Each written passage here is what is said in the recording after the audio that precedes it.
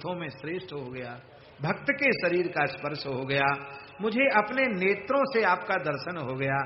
हे प्रहलाद जी, आप आंख मूंद कर ध्यान कर रहे हैं, थोड़ा आंख खोलिए और अपनी करुणा भरी दयामयी सुधामयी दृष्टि से आप मेरी ओर देख लीजिए। ये समुद्र कह रहा है, आप मेरे ऊपर दृष्टिपात कीजिए। इतना सुनते ही श्री ने प्रहलाद जी ने नेत्र खोले और कहा, हे श्रीमान, आप कब पधारे? समुद्र ने कहा, आपको पता ही नहीं है, आपके नागपास में बांध दिया था, पत्थरों से जकड़ दिया था, आपको समुद्र में पटक दिया था। सारी बात अभी अभी महात्मा गरुड़ जी सर्पों का भक्षण करके गए हैं।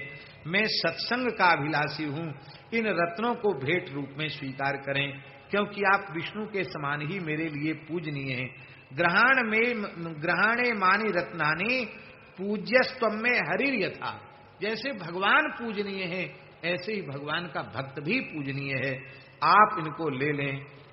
और एक बात और समुद्र ने कही, बोले सूर्य का भक्त सूर्य को दीपक दिखाता है तो बड़ा मूर्ख है, सूर्य को दीपक दिखाने की क्या आवश्यकता, फिर भी वो सूर्य को दीपक दिखाता है और सूर्य उसके दीपदान से संतुष्ट हो जाते हैं। ऐसे ही आप तो भगवत भक्त हैं, लक्ष्मीपति के भक्त हैं, इन कंकड़ पत्थर रत्नों की आपको जरूरत नहीं है। पर जैसे सूर्य का भक्त सूर्य को दीपक दिखाता है, मैं रत्नाकर हूं, मेरे पास और है ही क्या, जो वस्तु है आप मैं उसे भेंट कर रहा हूं, आप स्वीकार कर लीजिए। क्योंकि त्वादृशा निर्मलात्मानो नसंति बहवोर कवच, आप जैसे निर्मल हृदय के संत अत्यंत दुर्लभ हैं। आप कृपा करके, और मैं अपने को भाग्यशाली मान रहा हूं जो आप जैसे भक्त के साथ मेरी बातचीत हो रही है। यह सुनकर के प्रहलाद जी लज्जित हो गए। बोले, ऐसी बातें कह करके हमें लज्जित क्यों कहते हो? हे महात्मन, आप तो धन्यवाद, आप तो विशेष महान भाग्यशाली हैं। आप मेरी झूठी बड़ाई न करें। क्यों? क्योंकि भगवान तो आप में ही रहते हैं। सदा सदा क्षीर सागर शयन, भगवान आप में निवास करते हैं। और भगवान के आप ससुर जी हैं, आपकी बेटी लक्ष्मी है और आपने भगवान से उनका विवाह किया है, तो आप तो भगवान के ससुर जी हैं। आप हमारी इतनी झूठी बड़ाई क्यों कर रहे हैं? हे समुद्र भगवान, आप यदि मेरे ऊपर कुछ प्रसन्न होकर देना ही चाहते हैं तो मैं जगन्नाथ के दर्शन के लिए व्याकुल हो रहा हूं, आप जगन्नाथ का दर्शन कराइए। क्या कहा प्रहलाद जी ने? लोचनाभ्याम जगन्नाथं दृष्टुमिच्छामि वारिधे, अपने नेत्रों से जगन्नाथ भगवान का दर्शन करना चाहता हूं। श्री प्रहलाद जी की बात सुनकर के समुद्र ने कहा कि आप निश्चित भगवान का दर्शन करेंगे। क्यों? क्यों? हमें विश्वास है भगवान कहीं है थोड़े ही है? कहां नहीं है भगवान, सर्वत्र हैं, पर क्यों सामने नहीं आ रहे हैं? समुद्र कहते हैं, आप जैसे किसी भक्त की पुकार सुनने की प्रतीक्षा कर रहे हैं। क्या बढ़िया बात, भगवान सर्वत्र हैं पर आ क्यों नहीं रहे हैं? समुद्र कहते हैं कि आप जैसे भक्त की प्रतीक्षा कर रहे हैं भगवान, आपके जैसा कोई प्रेमी भक्त पुकारे तो सही। इतना सुनते ही प्रहलाद जी भगवान की स्तुति करने लगे। वेदांत वाक्य शतमारुत संप्रबुद्ध वैराग्य बन्हि शिखया परिताप्य चित्तम संशोधयन्ति यदवेक्षण योग्यतायै धीरः सदैव सकथम मम गोचर स्यात्। इतने सुंदर स्तोत्र है, क्या कहना। प्रहलाद जी का एक एक भाव बड़ा अद्भुत है। महाराज जी कहते कहते प्रहलाद जी रोने लगे, इतने रोने लगे कि रोते रोते उनका कंठ भर आया। श्रुताश्रुधारो नृप मूर्छितो पतत, बेहोश होकर प्रहलाद जी गिर गए। ज्यादा बड़ा स्तोत्र नहीं है, 3-4 श्लोक बोल करके ही प्रहलाद जी बेहोश होकर के गिर गए। इतना सुनते ही अब भगवान से सहन नहीं हुआ, तत्काल भगवान प्रकट हो गए। बोलो भक्तवत्सल भगवान की। अथ क्षणात् सर्वगतश्चतुर्भुजः शुभाकृतिर्भक्त जनैक बल्लभः दुस्थं तमाश्लिष्य सुधामयैर्भुजैः सत्रैव भूपा विरभूत दयानिधि। दयानिधान भगवान प्रकट हो गए। भगवान ने प्रहलाद जी को गोद में बिठा लिया। अब गोद में बिठा करके भगवान बार बार मुख चूमने लगे, मस्तक सूंघने लगे। भगवान ने अपने नेत्रों के जल से प्रहलाद जी को स्नान करा दिया। महाराज जी, ऐसी विचित्र बात लिखी है कि भगवान पूर्ण काम है, आप्त काम है, पर आज भगवान को लगा कि प्रहलाद का आलिंगन करके वस्तुतः में आप्त काम हो गया। भगवान की कोई कामना नहीं, पर प्रहलाद जैसे भक्त को आलिंगन करने की भगवान की भी कामना।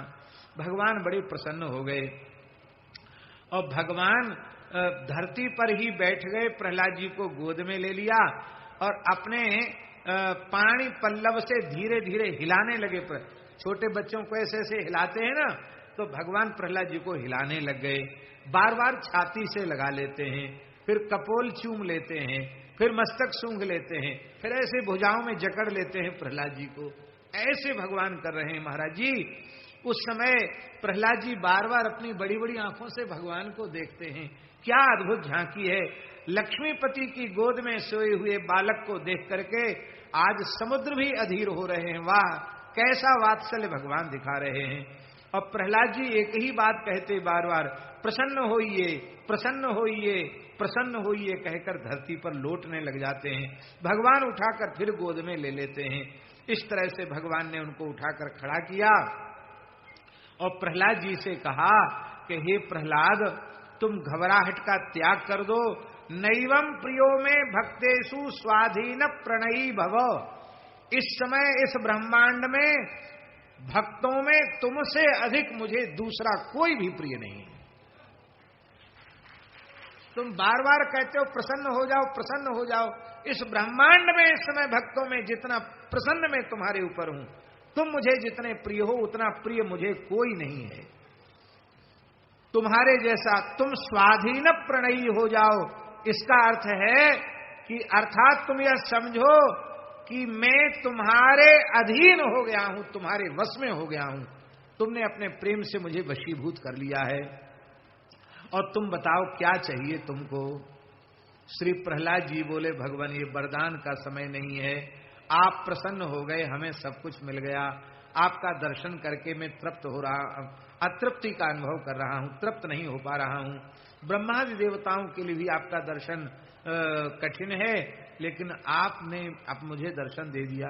मेरा विचार तो ऐसा है कि महाराज जी लिखा है कि 10 लाख वर्षों तक मैं आंख फाड़ फाड़ कर आपको देखता रहूं तो भी मेरा मन तो भरने वाला है नहीं। प्रहलाद जी कहते हैं मेरा मन भरेगा ही नहीं। 10 लाख वर्षों तक आप हमको अवसर दे दीजिए, मैं आपको आंख फाड़ कर देखता रहूं, मेरे पलक ही न गिरे। हे भगवान, और मैं क्या मांग सकता हूं भगवान। श्री प्रहलाद जी से भगवान ने कहा कि हे प्रहलाद, तुम फिर भी कुछ तो मांग लो। क्यों? सत्यम मद दर्शनात् अन्यत वस्त ना नैवास्ति ते प्रियम।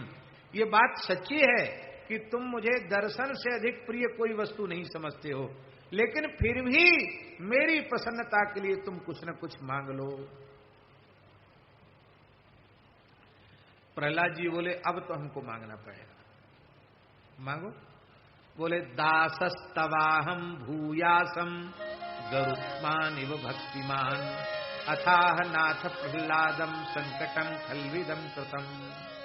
प्रहलाद जी बोले, जैसे गरुड़ जी आपके पार्षद हैं, आपके दास हैं, ऐसे ही प्रत्येक जन्म में मैं आपके चरण कमलों का दास ही बनूं, मैं आपका दास बनूं। प्रहलाद जी बोले, तुमने तो बड़ी कठिन समस्या हमारे सामने रख दी। क्यों?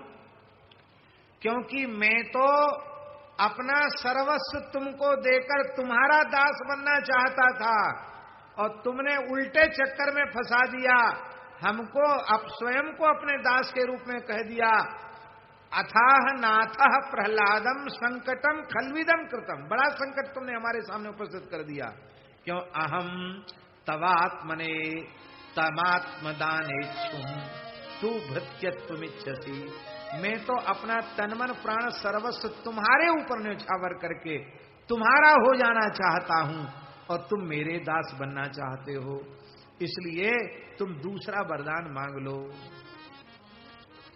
प्रहलाद जी ने कहा, नाथ आप तो प्रसन्न हो, यही चाहिए। त्वद भक्ति ही सात्विकी स्थिरा, सात्विकी स्थिरा भक्ति आप में हो जाए। इस प्रकार से भक्त भगवान का बड़ा भारी प्रेम है।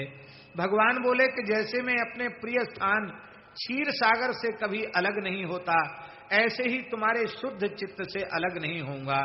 तो अब तुम चिंता नहीं करना। 3 दिन की आयु, 2-3 दिन की आयु हुई हिरण्यकशिपु की, से मरने वाला है।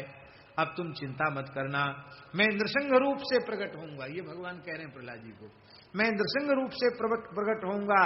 क्यों? बोले नृसिंह रूप में आपके प्रकट होने का प्रयोजन क्या है? कहते अपूर्वा विस्कृताकारम नृसिंहम पाप भीषणम, पापियों के लिए भयानक जो नृसिंह स्वरूप है उसको कहते हैं, उसको प्रकट देखोगे और संपूर्ण चराचर को मेरे नृसिंह स्वरूप में तुम अनुभव करोगे।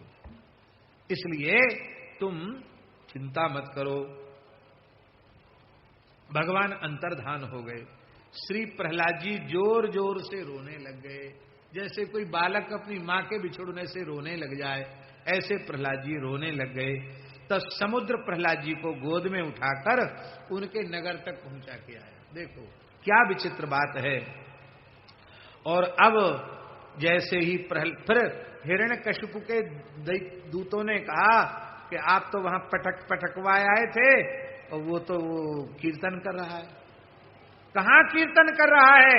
अरे बोले तो महल के दरवाजे पे खड़ा होकर नाच रहा है, कीर्तन कर रहा है। श्री राम जय राम जय जय राम, श्री राम जय राम जय, वो तो कीर्तन कर रहा है। इतना सुनते ही बोला कि अरे अब तो इसको मारना ही पड़ेगा। क्यों? कि हमारे पक्ष में लगता है अब कोई भी नहीं है, सब इसी के पक्षपाती हो गए, इसको तो मारना ही पड़ेगा। अब तो वह क्रोध में पड़ करके बोला, करे मूढ़ प्रहलाद, अब बहुत हो गया है, अब तू सच्ची बात बता, जो तेरी रक्षा करने वाला विष्णु है, मैं तो निरंतर उसको खोज रहा हूं, कहां है वो तेरा विष्णु? त्वयोक्त्यम सही सर्वत्र कस्मात् स्तंभे न दृश्यते, तू कहता है कि सब जगह है, तो इस खंभे में क्यों नहीं दिखाई पड़ता? यदि पश्यामि तम विष्णुम अधुना स्तंभ मध्यगम, यदि आज मैं खंभे में विष्णु का दर्शन कर लूंगा तब तो ठीक है, और नहीं यदि दर्शन कर पाया तो तेरा सिर धड़ से अलग कर दूंगा। ऐसा कह करके जोर से घूसे का खंभे पर प्रहार किया। उसी समय भगवान नृसिंह प्रकट हो गए। बोलो नृसिंह भगवान की, बोलो नृसिंह भगवान की, बोलो नृसिंह भगवान की। तावत प्रस्फुटित स्तंभो वीक्षितो दैत्य सूनेना, बड़ा विस्फोट हुआ, खंभा फट गया, भयंकर भगवान नृसिंह प्रकट हो गए। महानेत्रम, महावक्त्रम, महादष्ट्रम, महाभुजम, महानखम, महापादम, कालाग्नि सदृशाननम, बड़े विशाल नेत्र हैं, विकराल मुख है, भयंकर दाढ़ें हैं, विशाल भुजाएं हैं, वज्र के समान नख हैं, बड़े विशाल चरण हैं, कालाग्नि के समान भगवान नृसिंह है, कर्णांत तक फैला हुआ विशाल मुख है, भयंकर गर्जना कर रहे हैं, लगता है ब्रह्मांड फट जाएगा। उसको देख करके सारी सृष्टि थर थर कांप रही है, ब्रह्मांड हिल रहा है। लेकिन धन्य है महाराज हिरण्यकशिपु, सब डर रहे, वो नहीं डरा, वो तो गदा लेकर टूट पड़ा भगवान पर। क्यों न हो, भगवान का पार्षद ही तो है, इसी नाटक के लिए तो आया है, जय विजय ही तो है, आ गया महाराज लड़ने के लिए। भगवान महाराज सबको मौत के घाट उतार दिया। बभंजित सभाम दिव्याम हिरण्यकशिपो नृपो, हिरण्यकशिपु की सभा को नष्ट भ्रष्ट कर दिया और महाराज बड़ा भयंकर युद्ध हुआ। 88 सहस्राणी हेति हस्तानि समाधिशत, उस समय 88,000 जो वरदानी सैनिक थे उनको लड़ने की आज्ञा हिरण्यकशिपु ने दे दी। भगवान ने 88,000 को तो महाराज थोड़े ही समय में सबको भगवान ने नष्ट कर दिया। और बोला कि अरे इसको पकड़ लो, इस मायावी को, देखो कैसा विचित्र रूप इसने बनाया है। तो भगवान जोर से हंसे, अट्टहास किए, गरजे, बोले देखो क्या बोल रहा है, क्या बक रहा है ये। भगवान की गर्जना से दैत्य 10 दिशाओं में भागने लग गए। अब तो महाराज हजारों करोड़ों दैत्यों का संहार भगवान ने सहज कर दिया। भगवान नृसिंह हिरण्यकशिपु को बड़े वेग से भगवान ने पकड़ लिया और अब संध्या का समय हो गया था। भगवान ने देहली पर विराजमान होकर के जंघाओं पर पटक लिया और सूखे नखों से पत्ते की तरह भगवान उसके उदर को विदीर्ण करने लगे। उस समय भगवान ने, महाराज जी यहां एक विशेष बात लिखी है, यहां लिखी है कि हिरण्यकशिपु की छाती इतनी कठोर थी कि एक बार युद्ध के समय ऐरावत के दांत उसमें टकराकर मूली के जैसे टुकड़े टुकड़े होकर टूटकर गिर गए थे। शंकर जी का त्रिशूल उसको उसमें खरोंच नहीं कर पाया, ऐसी छाती थी। महादेव ने फरसे का प्रहार किया था इस पर, फरसा की धार भोथरी हो गई थी और इसका महाराज चमड़ी में खरोंच तक नहीं आई थी, ऐसी कठोर छाती। और भगवान ने तब कर कमल बरे नख मधुत श्रृंगम दलित हिरण्य कशिपु तनुभंगम केशवधृत नर हरि रूप जय जगदीश हरे। जय जगदीश हरे, जय जगदीश हरे। ब्रह्मा जी के वरदानों का स्मरण करा के जब भगवान ने उसका वध किया तो वध के बाद भगवान रोने लग गए। विचित्र बात लिखी है, महाराज जी रोने लग गए भगवान नरसिंह। क्यों?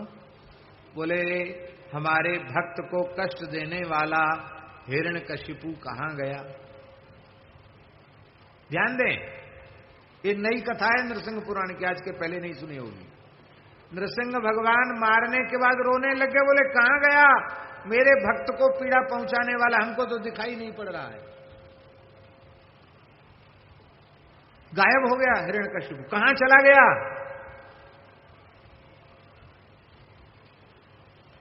अब उनको बताए कौन कि कहां गया। तो शोकाकुल होकर भगवान नरसिंह अपने हाथ ऐसे झाड़ने लगे तो हिरण्यकशिपु के नख के भीतर घुस गया था। तो जब उन्होंने झाड़ा तो मरा मराया हिरण्यकशिपु के नखों से निकल के नीचे, अरे ये तो ये रहा। ये माने अब विचार करो महाराज जी कि कितना विशाल भगवान नरसिंह का स्वरूप होगा कि वो भगवान के नख के भीतर घुस गया दैत्य। और जब भगवान ने हाथ झाड़े तब वो नीचे गिरा हुआ दिखाई पड़ा। भगवान ने क्रोध किया था, लेकिन आज प्रहलाद जी ने जैसे ही चरणों में प्रणाम किया है भगवान का क्रोध शांत हो गया। भगवान ने प्रहलाद जी को गोद में बिठाया है और महाराज जी संपूर्ण देवताओं ने, ऋषियों ने भगवान नरसिंह का पूजन किया है। भगवान ने कहा ब्रह्मा जी अब विलंब मत करो, मेरे पुत्र मेरे भक्त प्रहलाद को दैत्यराज पद पर अभिषिक्त करो। प्रहलाद जी बोले महाराज ये फांस मत डालिए हमारे पीछे। क्यों? बोले इस गद्दी पर बैठ करके मेरे पिताजी ने बहुत उपद्रव किए हैं, ये कुर्सी बड़ी खराब होती, कुर्सी पर बैठने वालों को पता नहीं कौन सा भूत घुस जाता है। भगवान करें अब की बार मोदी जी कुर्सी पर बैठकर सबसे पहला काम गोवध बंदी का करें। पता नहीं कौन सा भूत प्रधानमंत्री की कुर्सी में घुसा हुआ है कि देश अपना अमृत महोत्सव मना रहा है, फिर भी बड़े दुर्भाग्य की बात है कि यह भारत की धरती गाय के रक्त से रंजित हो रही है। हम चाहते हैं भगवान नरसिंह कृपा करें, अब की बार 4 जून को है, 4 जून को ना, 4 जून को, जिस 4 जून का नाम गीता में भी आया है, बहूनि में व्यतीतानि जन्मानि तब 4 जून।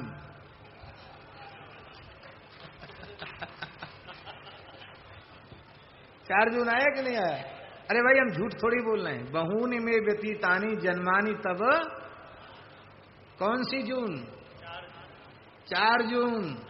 4 जून को वो अपने लक्ष्य को पूरा करें और इस भारतवर्ष की धरती को गोवध के कलंक से मुक्त करें। यदि ऐसा उन्होंने नहीं किया तो उनके जितने अच्छे कार्य हैं उन पर मुहर नहीं लगेगी।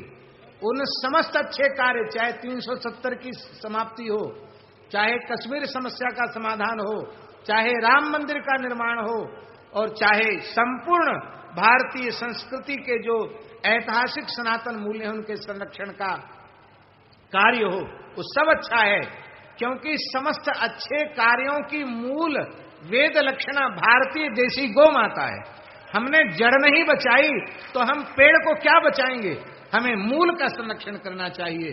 और हम विश्वास करते हैं, ओरछा राम राजा सरकार में पूज्य रेवासा महाराज की सन्निधि में दास भी उपस्थित था, पूज्य पथमेड़ा महाराज भी पधारे थे, और हमारी एक बड़ी अच्छी साधिका बहन है, क्या नाम, प्रीति प्रियंवदा जी, उनके मन में भगवान ने दिव्य अनुभूति कराई थी राम राजा सरकार ने। और उस समय किस सन की बात है? 19 की बात है ना महाराज जी? नहीं है, नहीं 14 की बात है, 1914 की बात है। उस समय 16 करोड़ है,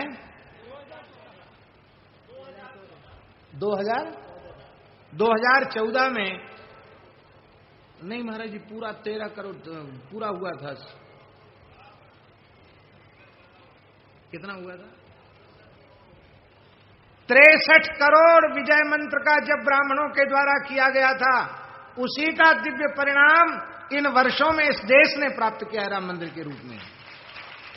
और हम मंच से ये बात कहते हैं, उस संकल्प के, उस अनुष्ठान के हम साक्षी हैं, महाराज जी भी साक्षी हैं। कृतज्ञता ज्ञापित करने के लिए देश के प्रधानमंत्री जी को राम राजा सरकार के चरणों में दंडवत प्रणाम करने आना भी चाहिए।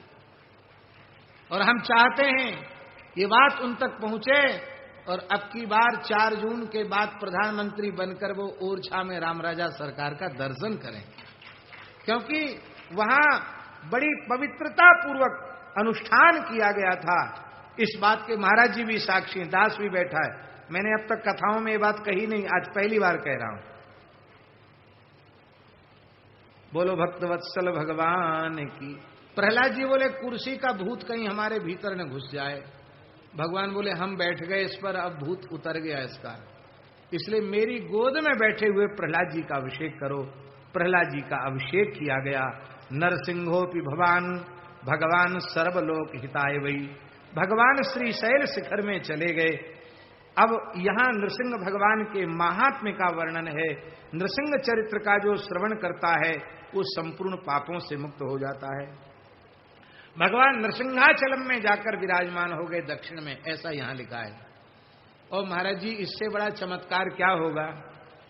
अक्षय तृतीया पर नृसिंहाचलम में जो भगवान का चंदन श्रृंगार हुआ था नृसिंह भगवान का, आज एक वैष्णव ने आकर हमको प्रदान किया। आज गौड़ीय वैष्णव हैं, बड़े गोभक्त हैं श्री टी.के. चौधरी जी।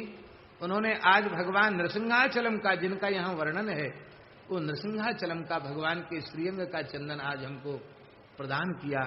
हम अपने मन में सोचते हैं भगवान कितने करुणामय हैं, कहां हम बैठे हैं, कहां भगवान हैं, कहां भगवान ने प्रेरणा की, कहां से वैष्णव भगवत निर्माल्य भगवत प्रसाद लेकर के आया। भगवान की बड़ी भारी करुणा है भैया, आप देख तो लो। ऐसे सामान्य जीव पर भगवान की ऐसी करुणा है, ऐसी कृपा है, जो निरंतर भगवान को भजने वाले हैं उनका तो कहना ही क्या है। कहते हैं जो भगवान प्रहलाद जी का चरित्र, नृसिंह भगवान का चरित्र पढ़ता है, सुनता है, वो दुष्संग के दोष से मुक्त हो जाता है, दुख से, शोक से नष्ट हो जाता है। जो पतिव्रता नारी इसको श्रद्धा पूर्वक श्रवण करती है वो कभी वैधव्य दोष को प्राप्त नहीं होती है, और संसार की सभी कामनाएं इससे पूर्ण हो जाती हैं। और जिसके मन में कोई कामना नहीं है वो भगवान के नित्य धाम को प्राप्त करता है। बोलो नृसिंह भगवान की जय। इसके बाद संक्षिप्त में वामन अवतार परशुराम अवतार और श्री रामावतार की कथा कई अध्यायों में यहां वर्णित है। और उसमें एक बात तो बढ़िया बता देते आपको, शूर्पणखा के प्रसंग में लिखा है कि वो बार बार नाटक कर रही थी, राम जी भेज रहे थे लक्ष्मण जी के पास, लक्ष्मण जी भेज रहे थे राम जी के पास। तो शूर्पणखा ने राम जी, इसमें लिखा है महाराज जी, शूर्पणखा ने राम जी से कहा कि तुम तो हमको वहां भेज देते हो, वो हमसे सीधे मुंह बात ही नहीं करते हैं, तो तुम्हारा भाई है तो तुम समझा दो कि मेरी तो पत्नी है, वो हमसे ब्याह कर ले। तो राम जी हंसे, बोले ठीक है हम पत्र लिखते हैं अपने भाई को। तो राम जी ने पत्र लिखा और पत्र लिख करके कहा कि लो दे देना उसको। तो लक्ष्मण जी के हाथ में पत्र गया, तो उस पत्र में लिखा था, अरे तुम इस दुष्टा के साथ ज्यादा खेल क्यों कर रहे हो, जल्दी करो, नाक काना मनिया करो इसके। बोलो भक्त वत्सल भगवान की। तो लक्ष्मण जी हंसे, पत्र पढ़ते ही तुरंत उन्होंने तलवार निकाली, उसके नाक कान जय सियाराम कर दिए। बोलो भक्त वत्सल। ऐसे विचित्र विचित्र बातें महाराज, राम रामायण सतकोटि अपारा, बड़ी सुंदर सुंदर कथाएं हैं। और महाराज जी श्री राम जी का मंगलमय चरित्र कहने के बाद और फिर कल की चरित्र भी आया है, कली धर्म का वर्णन है। और अंत में यह कह दिया गया कि कलयुग बहुत ही अधम युग है, लेकिन इसकी सबसे बड़ी विशेषता है कि जो हरिपरायण हो जाते हैं उनके लिए जितना कलयुग श्रेष्ठ है उतना कोई युग श्रेष्ठ नहीं है। अहो हरिपरा ये तू कलौ सर्व भयंकरे ते सभाग्या महात्मानः सत्संगति रता अपि हरिनाम परा ये च हरि कीर्तन तत्परा हरि पूजा रता ये च ते कृतार्था न संशया। जो कलयुग में हरिनाम परायण हैं, हरिनाम संकीर्तन में लगे हैं, हरि भगवान की पूजा में लगे हुए हैं, वे कृतार्थ हैं, वे कृतार्थ हैं, वे कृतार्थ हैं, इसमें कोई संदेह नहीं है। और महाराज जी इसमें एक बात और लिखी है, वो लिखी है कि वामन भगवान ने शुक्राचार्य की आंख फोड़ दी थी। हाँ ये भी लिखा है इसमें, लोग कहते कहाँ लिखा है, नरसिंह पुराण में लिखा है। तो आंख फोड़ दी, तो शुक्राचार्य जी ने कहा महाराज हमारी आंख फूट गई। बोले फूटेगी तो सही, दाता दान कर रहा है, गृहीता ले रहा है, और तुम्हारो पेट वैसी फटे जा रहे हो, ऐसा होता है। आप बुरो मत मानियो, बरसाने में नंदगांव में कऊ सेठ भाटिया जजमान को लेके चले जाए कोई और थोड़ा आनंद लेना हो, बाबा कछु दिवाए, ब्रजवासी ब्राह्मणन की कछु सेवा करा दे, भैया ये तो हमारे साथ आए इनसे ले लो, हम कोई मने थोड़ी। अरे बाबा हम तो पहली जाने, तू सिखाए पढ़ाए के लायो, ब्रजवासी ने कछु मत दीजो। फिर थोड़ी देर बाद कहें अरे ये तो धैर्य विचारो भगत, तू शुक्राचार्य काय को बने, हे बाबा काय को अपनी आंख खुलवावे। अरे भाई देखो कि उठपटांग बोले, कुछ न कुछ दो। अब कुछ इतने सीधे सरल ब्राह्मण होते ब्रजवासी, 100-50 रुपए सबको दे दो, 100 रुपए 50। अरे बाबा देखो हम तो ब्रजवासी, हम तो यहां से बोले हृदय थे, तो बाबा हम तो ते बहुत प्रेम करें। देख बाबा हम तो जब जाते तभी कहते बाबा अब तक ऐसो कबू ना भयो कि तू कछु दे के न गयो हो, आज कैसे बिना दिए चलो जाए। बोलो वृंदावन बिहारी। मेरी प्रार्थना है, मेरी बात हंसी में न लें, इन ब्रजवासी तीर्थ पुरोहित ब्राह्मणों की श्रद्धा पूर्वक प्रत्येक व्यक्ति को सेवा करनी चाहिए। क्यों करनी चाहिए? इसलिए करनी चाहिए कि ये आपके पीछे पड़ के भी आपके धन को उत्तम जगह पहुंचाते हैं। ब्रजवासी ब्राह्मण की सेवा साक्षात भगवान की सेवा है। ब्रज में तमाम ऐसे संत हैं जो आपका एक दाना नहीं ले सकते, और उन ब्रजवासी पंडाओं के यहाँ, ब्राह्मणों के यहाँ, तीर्थ पुरोहितों के यहाँ संत मधुकरी करने आते हैं। तो आप सीधे संत की सेवा नहीं कर सकते, पर आपका अंश संतों की सेवा में जा रहा है। आप क्या समझते हैं? इसलिए तीर्थवासी में कभी अश्रद्धा नहीं करना। कितना पुण्य किया जो साक्षात ब्रज की रज में उनका जन्म हुआ। ब्रजवासी ब्राह्मणों में भगवत भाव रखो, हर व्यक्ति को देना चाहिए। क्या है उनकी? कोई खेती पाती है, कोई धंधो पानी है? अरे भाई, यात्री परदेसी जजमान यही उनकी खेती है, अपनी खेती में श्रम कर रहे हैं। दो, क्यों नहीं दोगे? जरूर दो, अवश्य देना चाहिए। तीर्थ में स्नान करने जाओ तो वहां किसी ब्राह्मण को जरूर दान करके आओ, नहीं तो स्नान का पुण्य नहीं मिलेगा। बोलो भक्त वत्सल भगवान की। पर ऐसा दाता नहीं होना चाहिए। कैसा? एक गए विश्राम घाट, पंडा जी पहुंच गए, चौबी जी पहुंच गए संकल्प बोलने के लिए। बोले नहीं नहीं नहीं, हम तो ऐसी दर्शन आचमन करने आए। तो यहां विश्राम घाट का एक आयो, तू आचमन कर बे। आ गए, यहां का महत्व तो ज्यादा है। अरे तेरे बाप को ना ये विश्राम घाट, दूसरी जगह चले हो जा। यहां घाट पे आयो, आचमन लियो तो दक्षिणा देनी पड़ेगी। अच्छा, तो वो कंजूस था, उसने ऐसे ऐसे हाथ डाले। बोले वो पैसा वाला जो पर्स है वो तो भूल ही आया, हमारे पास है ही नहीं, एक भी रुपया नहीं। क्या करें, कहां चला गया? है ही नहीं। उन्होंने कहा नहीं है तो कोई बात नहीं, पुराने जमाने की बात है। तो पीछे पड़ के 20 सेर अन्न और ₹1.25 दक्षिणा जमुना पूजन का पंडा जी ने लिखा लिया, बही में नाम पता लिखा लिया। समय आने पर पंडा जी गए वहां, पर वो ऐसा महाकंजूस आदमी था, उसने अपने जीवन में कभी किसी को कुछ दिया ही नहीं था।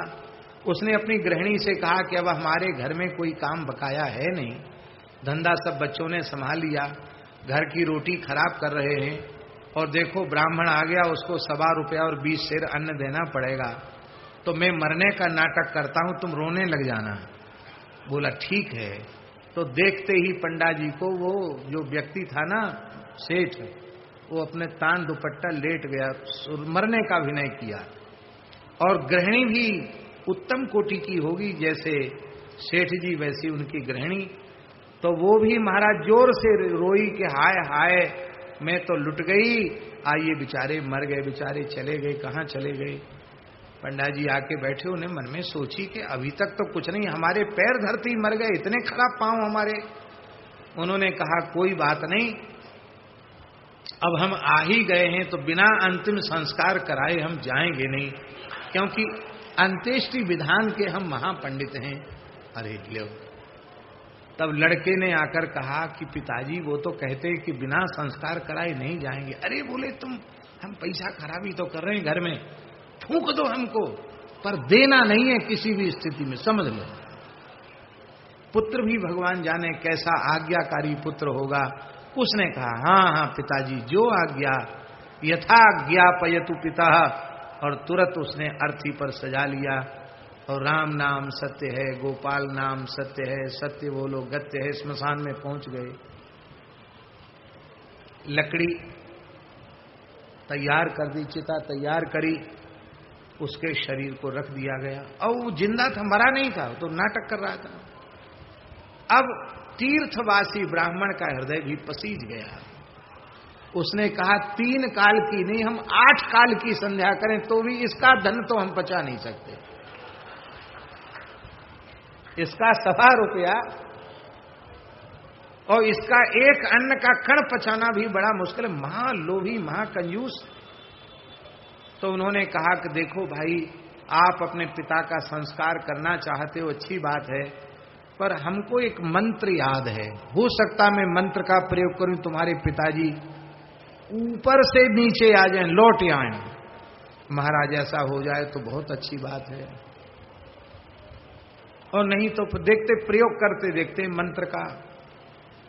तो पंडा जी आए और धीरे से कपड़ा उड़ाया जाता ना मुर्दा को, कान से ऐसे कपड़ा हटा के बोले कि हमने बही के जिस पन्ने में ₹1.25 और 20 सेर अन्न लिखा था, उसको फाड़ के फेंक दिया है। तुम मरो नहीं, तुम घर लौट चलो। इतना सुनते ही उठ के बैठ गया और बोले कि बेच दो लकड़ी, उठा ले चलो यहां से लकड़ी, ये सब पैसे में आई, ऐसे नहीं। बोलो भक्त वत्सल भगवान की। ऐसे लोगों को कहते हैं यक्ष वित्त। क्या कहते हैं? और यक्ष वित्तो पतत्यधा, यक्ष वित्त नीचे ही जाता है, नरक में जाता है। भैया जो कुछ मिला है उसका सर्वोत्तम उपयोग दान में करो। हम मांग नहीं रहे आपसे, लेकिन आपको इस जन्म में जो कुछ मिला है वो आपने किसी सुपात्र को दिया था, वही मिला है। तो जो कुछ दिया था वह मिला है, और जो दोगे वही मिलेगा। इसलिए गौ ब्राह्मण की सेवा में, भगवत सेवा में कभी कंजूसी नहीं। अरे अपने को बेच के सेवा कर देनी चाहिए। क्या है? बोलो भक्त वत्सल भगवान की। तो शुक्राचार्य जी ने भगवान की स्तुति की और भगवान ने उनको पुनः नेत्र प्रदान कर दिया। ऐसा बात लिखी है। आंख फूट तो गई थी, पर शुक्राचार्य जी ने जब भगवान की स्तुति की तो भगवान ने उनको नेत्र दे दिया। और महाराज जी ये कह भी दिया कि इस स्तोत्र का जो पाठ करेंगे उनकी नेत्र रोग की निवृत्ति हो जाएगी। ये भी भगवान ने कहा। इस प्रकार से शुक्रोपि स्वाश्रमम एव, शुक्राचार्य जी अपने आश्रम चले गए। भगवान की मूर्ति के स्थापन की सुंदर विधि का वर्णन किया गया। और यहाँ भक्त का लक्षण और ब्राह्मण धर्म का वर्णन करने के पश्चात, और इस पुराण में जो विशेष बात है, भगवान के पूजन आदि की विधि तो पहले भी आप श्रवण कर चुके हैं। योग का बड़ा सुंदर वर्णन किया गया है। अष्टाक्षर मंत्र का प्रभाव, उसका भी बड़ा सुंदर वर्णन इसमें किया गया है। और विभीषण जी महाराज अष्टाक्षर मंत्र का जप करते हैं, ऐसा भी वर्णन किया गया है। और महाराज जी इसमें एक विशेष, इस सहस्रानीक नाम का जो भक्त है, जिनका संवाद अभी आप सुन रहे हैं, कहते हैं कि उनके चरित्र के श्रवण की बड़ी महिमा है, क्योंकि वे नृसिंह भगवान के परम भक्त हैं। और अंतिम में महाराज भक्त पुंडरीक का उपाख्यान है। पुंडरीक के बारे में बहुत से लोग पूछते हैं कि जो पुंडरीक भक्त है, व्यास, प्रहलाद, नारद, पराशर, पुंडरीक, व्यासाम्बरीश, सुक, सौनक, भीष्म, दालव्यान, रुक्मांग, गदार्जुन, वशिष्ठ, विभीषणादीन पुण्यानिमान परम भागवतान नमामि। इनमें पुंडरीक का चरित्र क्या है? पूज्य रमणरति वाले महाराज जी ने भी एक बार हमसे पूछा था कि पुंडरीक जी का चरित्र हमको कभी सुनने को नहीं मिला। तो इस नृसिंह पुराण में पुंडरीक जी का चरित्र है कि ये बड़े विद्वान ब्राह्मण थे, ब्रह्मचर्य का पालन करते हुए और निरंतर समिधा एकत्रित करके अग्नि की उपासना करते थे। श्री नारद जी के समान सर्वव्यासी भगवान की उपासना करते थे। अकिंचन भाव से भगवान की सेवा किया करते थे। संसार के विषयों में उनकी बुद्धि निष्प्रय हो चुकी थी। भव सागर से पार उतरने के योग्य बुद्धि हो गई थी। उनका वैराग्य इतना बढ़ गया भक्त पुंडरीक का कि माता पिता, भाई, पितामह, चाचा, मामा, सगे संबंधी बांधवों को तृण के समान त्याग कर वे पृथ्वी पर विरक्त भाव से विचरण करने लगे। उन्होंने रूप, यौवन और धन आदि से अपने मन को हटा लिया और संपूर्ण तीर्थों की यात्रा करते हुए गंगा, यमुना, गोमती, गंडकी, शतद्रु, सरयू, पयोष्णी, सरस्वती, प्रयाग, नर्मदा आदि तटों पर विचरते हुए विंध्याचल, हिमालय आदि के तीर्थों में गए और अंत में पुंडरीक ऋषि शालिग्राम क्षेत्र में पहुंच गए। वहां शालिग्राम क्षेत्र में पुंडरीक जी भगवान शालिग्राम की उपासना करते हुए भगवान शालिग्राम जी की सेवा करने लगे। बहुत लंबा समय व्यतीत हो गया। उस समय देवर्षि नारद जी महाराज पधारे और श्री नारद जी का पुंडरीक ऋषि ने पूजन किया। और उस समय श्री नारद जी से पूछा कि भगवान आप कौन हैं? आपके हाथ में वीणा है, आपके मस्तक पर ऊर्ध्वपुंड्र तिलक हैं, आप अग्नि, इंद्र, वरुण कौन हैं? श्री नारद जी ने कहा कि मैं नारद हूं, तुम भगवान के परम भक्त हो, तुम्हारे जैसे भक्त का दर्शन करने के लिए मैं आया।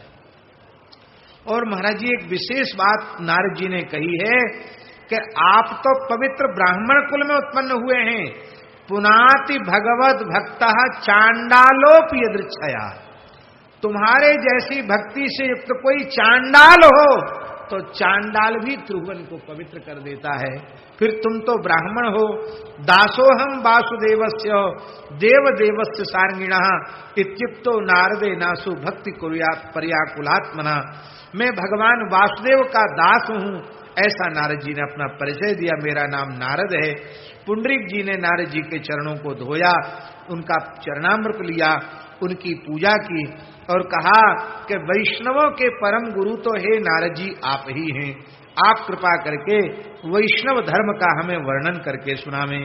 तो श्री नारद जी महाराज ने ब्रह्मा जी के संवाद के रूप में वैष्णव धर्म के महात्म्य का वर्णन किया है और कहा कि भगवान की उपासना ही सर्वोपरि उपासना है। अंत काले जपंतस्ते यांत विष्णु परम पदम तस्मान नारायण स्तातो परमात्मा सनातन। भगवान सनातन परमात्मा है, इस प्रकार से वर्णन किया है। और महाराज जी ये इतने उच्च कोटि के भक्त हैं कि पुंडरीक के निकट भगवान नारायण प्रकट हो गए। भगवान ने शंख चक्र गदा पद्म धारण कर रखे थे। भगवान गरुड़ जी पर विराजमान थे। बड़ी सुंदर भगवान की शोभा थी। श्री पुंडरीक भक्त ने भगवान के चरणों में साष्टांग लौट करके प्रणाम किया। पुंडरीक ने भगवान का स्तवन करते हुए कहा, कहाँ मेरा जैसा अधम दुर्बुद्धि एक दीनहीन एक प्राणी और कहाँ आपकी यह कृपा करुणा। भगवान ने कहा कि तुम्हारी दीनता हमको सहन नहीं हो रही है, तुम्हारे हृदय में अपूर्व दैन्य है। अब तुम मेरे ही समान स्वरूप धारण करके तुम मेरे नित्य पार्षद हो जाओ। ऐसा कहकर भगवान ने अपने दाहिने हाथ से महाभागवत परम भागवत पुंडरीक का हाथ पकड़ा और हाथ पकड़कर अपनी गोद में बिठा लिया। महाराज जी यहाँ लिखा है कि पुंडरीक जी महाराज सशरीर गरुड़ पर बैठकर भगवान की गोद में बैठकर भगवान के धाम को गए। जैसे ध्रुव जी सदेह भगवत धाम गए, ऐसे पुंडरीक जी गए। ऐसा अद्भुत चरित्र पुंडरीक जी का है। और महाराज जी अब अंतिम में भगवत संबंधी तीर्थों का नाम है, उसमें अयोध्या, वृंदावन, चित्रकूट, इन सब का वर्णन किया गया है। और श्री शालिग्राम जी के पूजन का बड़ा महात्म्य है। और अब अंतिम अध्याय, बोलो वृंदावन बिहारी लाल। लिखा है कि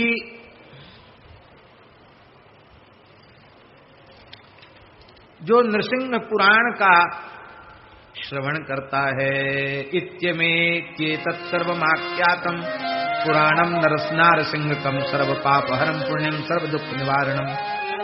उसके संपूर्ण पाप नष्ट हो जाते, सारे दुख समाप्त हो जाते हैं। संपूर्ण पुण्य फल केवल नृसिंह पुराण के श्रवण मात्र से प्राप्त हो जाते हैं। कोई अनुष्ठान बाकी नहीं हम लोगों का। सर्व यज्ञ फल प्रदम, सारे यज्ञों का फल प्राप्त हो जाता है। पूरा नहीं, नृसिंह पुराण का एक श्लोक सुन ले, आधा श्लोक सुन ले, उनको भी पाप नष्ट हो जाते हैं। ये भगवान के भागवत धर्म के महात्म्य का आदि से अंत तक इसमें निरूपण किया गया है। सैकड़ों जन्मों के पाप नष्ट हो जाते हैं, हजारों कुल पवित्र हो जाते हैं। और कहते हैं अहन्यहनि गोविंदम तत्परत्वेन शृणुताम या पठेत प्रातुर्था यदस्य श्लोक विंशतिम। कहते हैं भगवान के गोविंद परायणता, भगवत परायणता प्राप्त होती है। और एक विशेष बात लिखी है कि ज्यादा न पढ़ सको तो रोज स्नान ध्यान करके 21 श्लोक इसके रोज पढ़ना चाहिए। 21 पढ़ के भी ग्रंथ पूरा कर देना चाहिए।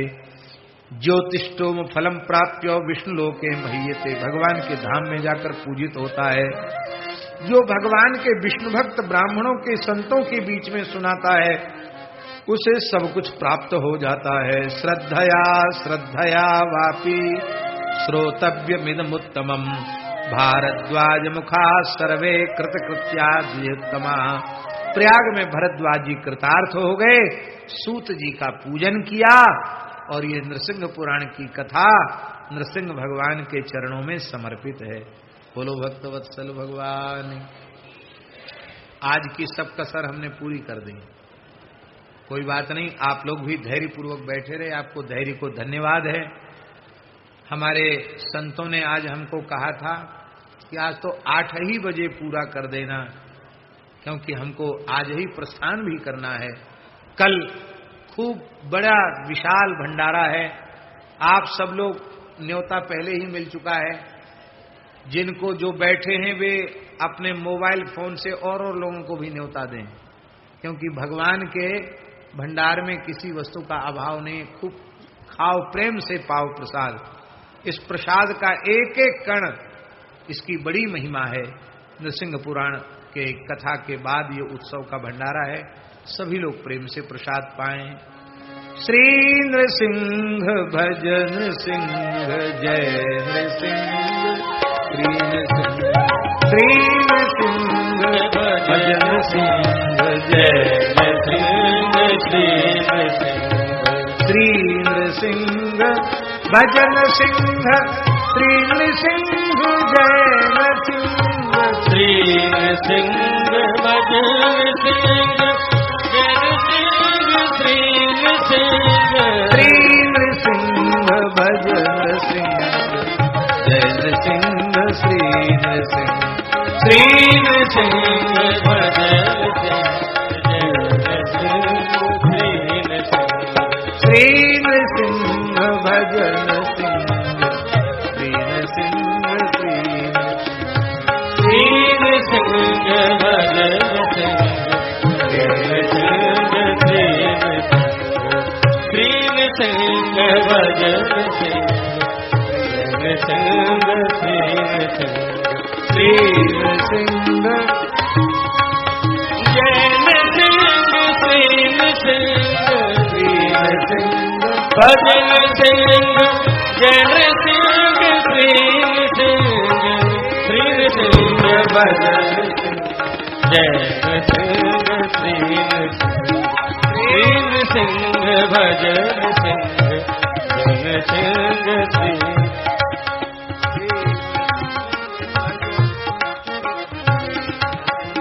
जय नृसिंह, श्री सिंह भजन सिंह जय नृसिंह, श्री नृसिंह, सिंह भजन सिंह जय नृसिंह, श्री नृसिंह, श्री नृसिंह भजन सिंह जय नृसिंह, श्री नृसिंह, श्री नृसिंह भजन सिंह जय नृसिंह, श्री नृसिंह, श्री नृसिंह भजन सिंह जय नृसिंह, श्री नृसिंह भजन सिंह जय नृसिंह, श्री नृसिंह, जय नृसिंह, श्री नृसिंह, जय नृसिंह, श्री नृसिंह। श्री नरसिंह भगवान की जय।